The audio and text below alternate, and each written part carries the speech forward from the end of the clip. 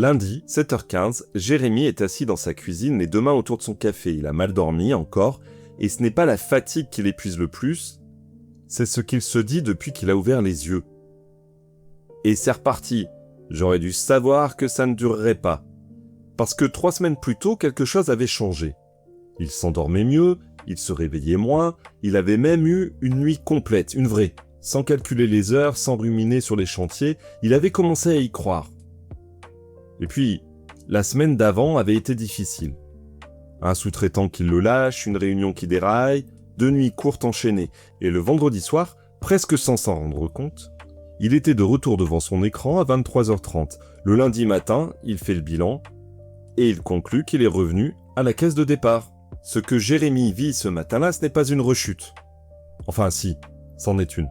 Mais ce qui pose vraiment problème, ce n'est pas qu'il ait mal dormi cette semaine, c'est ce qu'il pense de ce que ça veut dire. C'est exactement de ça dont on va parler aujourd'hui. Je m'appelle Antoine Montel, je suis hypnothérapeute 100% visio. Depuis 30 ans maintenant, j'accompagne des personnes, et ce soir, on va parler du moment le plus délicat du changement, pas celui où ça commence, mais celui où ça accroche. On a souvent une représentation du changement qui ressemble à une ligne droite. On décide, on agit, on tient, et si ça revient, c'est qu'on a échoué. Qu'on n'est pas fait pour ça. Qu'on manque de discipline, que le problème est trop ancré. Cette représentation est fausse. Et elle fait beaucoup de dégâts. Parce qu'elle transforme chaque accroc en verdict. Et un verdict, ça décourage, ça ferme, ça donne envie d'arrêter d'essayer. Il existe un modèle développé par 2 psychologues américains, Prochaska et Di Clemente, qui décrit comment le changement de comportement fonctionne vraiment. Pas comme on voudrait qu'il fonctionne. Comme il fonctionne dans les faits, pour la très grande majorité des gens. Ce modèle ne donne pas de recette, mais il fait quelque chose d'aussi utile, il normalise ce que l'on vit. Et parfois comprendre qu'on n'est pas en train d'échouer, qu'on est simplement dans une étape, c'est ce qui permet de continuer. Selon ce modèle, le changement ne se fait pas d'un coup, il passe par plusieurs étapes et chaque étape a ses propres besoins. Ce qui fonctionne à l'une ne fonctionne pas à l'autre. La première étape, c'est la préintention. Les difficultés sont là, les nuits courtes, la fatigue en journée, mais elles ne sont pas encore perçues comme un problème à résoudre. On attribue ça au boulot, aux enfants, à une période chargée. On tient grâce au café. On se dit que ça va passer.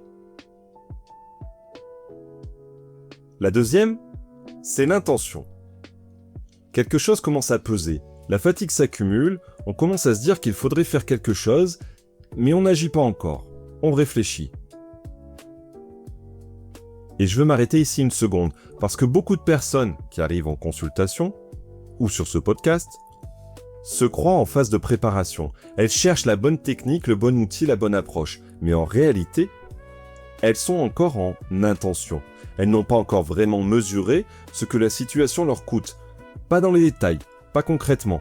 Et une technique pertinente appliquée au mauvais moment ne produit rien. Pas parce qu'elle est mauvaise, mais parce qu'elle arrive trop tôt. Bien. Maintenant, la préparation.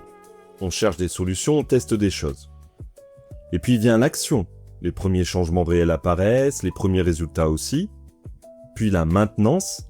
Les nouvelles habitudes existent, même si elles restent un peu fragiles. Un pic de stress, un changement de rythme, et les anciens réflexes peuvent revenir. On arrive enfin à la 6e étape, celle que tout le monde redoute, la rechute. Revenons à Jérémy ce matin. Ce qui s'est passé cette semaine-là, concrètement, une période de stress intense a réactivé des automatismes anciens. L'écran du soir, le calcul des heures, la vigilance au moindre réveil, des comportements qu'il avait commencé à défaire et qui sont revenus presque sans s'en rendre compte. C'est une rechute, c'est normal, ça fait partie du processus. Mais ce que fait Jérémy pendant cette rechute, c'est autre chose. Il en fait un verdict. J'aurais dû savoir que ça ne durerait pas. Sous-entendu, je ne suis pas capable de changer. Le problème est trop profond. Ça, c'est une illusion. Cette culpabilité, cette interprétation est bien plus dangereuse que la rechute elle-même. Parce qu'elle fait exactement ce que le biais de négativité faisait dans l'épisode bonus précédent. Elle sélectionne les preuves qui confirment l'échec et ignore tout le reste. Les 3 semaines où quelque chose avait changé, effacé. La nuit complète, comme si elle n'avait pas existé. Le cerveau ne retient que ce qui confirme ce qu'il croit déjà. Et ça réactive l'effet Pygmalion dont on a aussi déjà parlé. L'attente d'une mauvaise nuit, le corps se met en posture de vigilance, la boucle se referme. La rechute ne remet pas les compteurs à zéro. Elle indique un endroit précis où le travail n'est pas encore terminé. Une semaine de stress intense a suffi à réactiver les anciens automatismes. Ça dit quelque chose, pas que Jérémy a échoué. Ça dit que sous pression, son cerveau revient encore à ce qu'il connaît le mieux. C'est une information, ce n'est pas un verdict. Et une information, on l'utilise. La première chose qui change la donne quand on repère une rechute, c'est la vitesse à laquelle on la repère. Un automatisme qui revient et qu'on remarque le soir même, c'est gérable. Un automatisme qui revient, qu'on ne remarque pas et qui s'installe 3, 4, 5 jours sans qu'on réagisse, il faut un peu plus de travail pour le défaire à nouveau.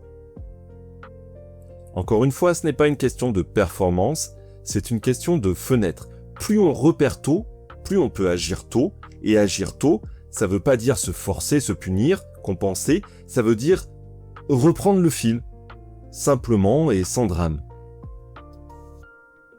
C'est précisément là que les audios jouent un rôle que beaucoup sous-estiment. On a tendance à les utiliser que quand ça va mal, à les mettre de côté quand ça va mieux, parce qu'on en a plus besoin. Et à le reprendre en cas d'urgence quand ça se détériore à nouveau. Mais leur vraie utilité, c'est la continuité. Les maintenir même dans les semaines difficiles, surtout dans les semaines difficiles, c'est exactement ce qui empêche la rechute de s'installer complètement. C'est l'ancrage qui reste en place quand tout le reste vacille. Jérémy n'a pas besoin de repartir à zéro, il a besoin de reprendre l'audio ce soir, pas pour rattraper la semaine perdue, mais pour signaler à son cerveau que la direction n'a pas changé. Dans cet épisode, j'aimerais que tu retiennes que la rechute n'est pas une preuve que tu n'y arrives pas. C'est la preuve que tu es dans le processus, le vrai, celui qui ressemble à la réalité et non à une ligne droite qu'on voudrait voir dans les livres. Ce qui fait la différence, ce n'est pas d'éviter la rechute, c'est ce qu'on en fait. Est-ce qu'on la transforme en verdict ou en information? Est-ce qu'on referme la boucle ou est-ce qu'on reprend le fil? Jérémy n'est pas revenu à la case de départ, il sait maintenant ce que ce lundi matin lui dit.